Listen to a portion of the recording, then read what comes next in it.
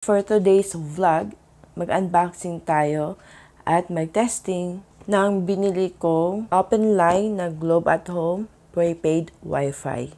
So, this is OPENLiNE, which means pwede mong i-insert ang kahit na anong SIM card. Bago ang lahat guys, mag-speed test muna tayo gamit ang hotspot sa aking cellphone. My laptop right now is connected sa Vivo 1906 na hotspot. Ito po yung regular or internet connection na gamit ko dito sa bahay. I-test natin siya ngayon kung ano yung speed ng internet bago tayo mag-test sa ating Globe Prepaid Wi-Fi. Andito tayo ngayon sa www.speedtest.net para malaman natin ang speed connection ng ating internet. Click natin itong go. So, meron siya ditong download and upload. Nalaman natin dito kung ilang Mbps yung download natin at ilang Mbps yung upload. Sa download, meron tayong 19.94 and then yung upload speed natin is 2.39 Mbps.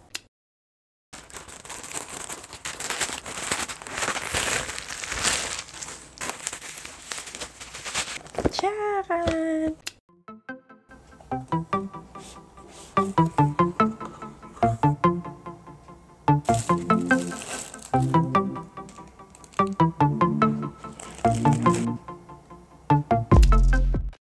As of now guys, ang gagamitin ko po na SIM card is yung aking regular na SIM card na ginagamit ko sa aking cellphone. Kasi meron pa po itong data which is more or less 30 gig. So sayang naman kung hindi ko siya magamit. So I will just create a separate video where I will compare the regular SIM card versus the Smart Rocket SIM.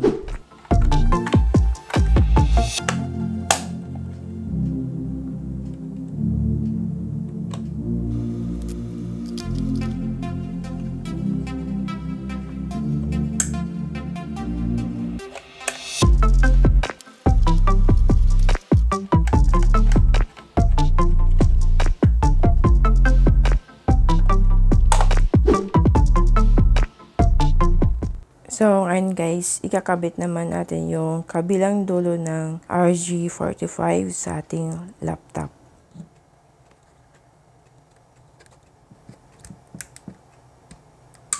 Ayan, connected ng ating LAN cable. Tapos, i-on na pala natin itong ating modem. Sa likod lang, yung power button niya. And then, yung password nito guys is andito sa bottom. Press na natin. Ayan guys, naka-on na. So, antayin lang natin ng saglit para makasagap siya ng signal. So, nasa 3 bars po yung signal natin. And then, check natin sa laptop. Alright, dito guys, makita natin dito yung modem natin, yung Globe at Home -90028F. So, click na natin to. So, ayun guys, na-input ko na po yung password ng Wi-Fi and then connected na tayo ngayon. The next step na gagawin natin is mag-speed test ulit tayo. Click lang natin to. Di ba kanina 19.94 yung download speed natin and then yung upload speed is 2.39 Mbps. So ngayon, tetest natin kung ano na yung internet speed natin. Click lang natin itong go.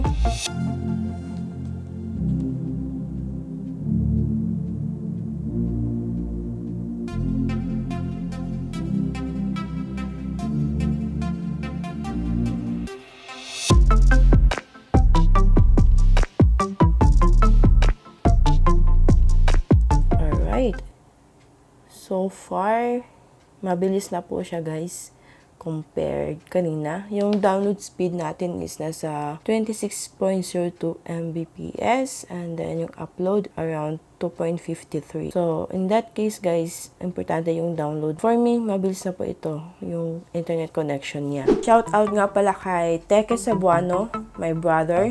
Siya po yung nagbigay sa akin ng idea na mag ZLT modem ako kasi meron na siyang 2 antenna. So, thank you so much for giving that advice. If you learned from this video, don't forget to hit the subscribe button and click the notification bell para updated ka sa mga bago kong videos. At huwag kalimutan na i-like ang video na ito at i-share na din sa mga friends.